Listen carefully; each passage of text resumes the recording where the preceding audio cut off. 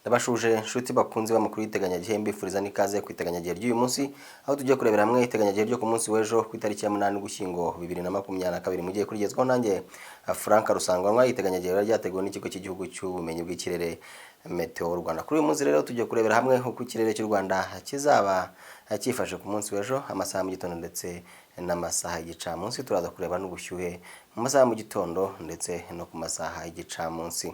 Ku munsi w'ejo rero biteganyijwe yuko tuzaba dufite imiyaga ituruka mu bice by'uburasirazuba yerekeza mu bice by'uburengerazuba. Bikaba biteganyijwe yuko mu masaha ya mu gitondo muri rusange nta mvura iteganyijwe mu gihugu cyacu, gusa mu masaha y'igicamunsi biteganyijwe yuko imvura izaboneka nk'uko biboneka mu ntara y'amajyepfo. Biteganyijwe ko mu masaha mu gitondo tuzaba dufite ibicu byiganje mu bice byose bigize iyo ntara. Mu ntara y'uburengerazuba naho biteganyijwe ko tuzaba dufite ibicu byiganje, ubushyuhe bwo hasi buzaba buri hagati ya -11 ndetse na -17.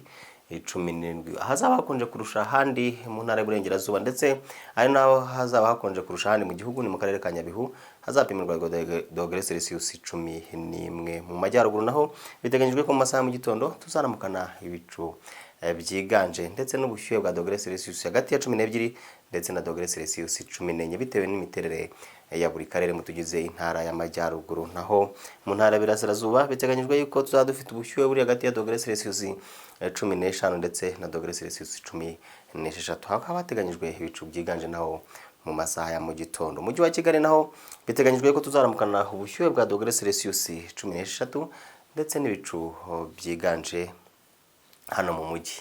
Mu ntara y'amajyepfo ku masaha y'igicamunsi biteganyijwe yuko uko ibicu bizagenda byiyongera mu gicamunsi tuzagira imvura iringaniye mu bice byose bigize intara y'amajyepfo. Intara y'uburengerazuba naho nuko biteganyijwe ko tuzagerayo imvura iringaniye, aho ni ku masaha y'igicamunsi. Ubushyuhe buzaba buri hagati ya -21 ndetse na -26. Akarere ka Rubavu niko kazaba gashyushye ugereranyije n'utundi turere two mu ntara y'uburengerazuba, kazagira -26. Naho mu ntara y'amajyaruguru biteganyijwe ko naho tuzagira imvura ku masaha y'igicamunsi.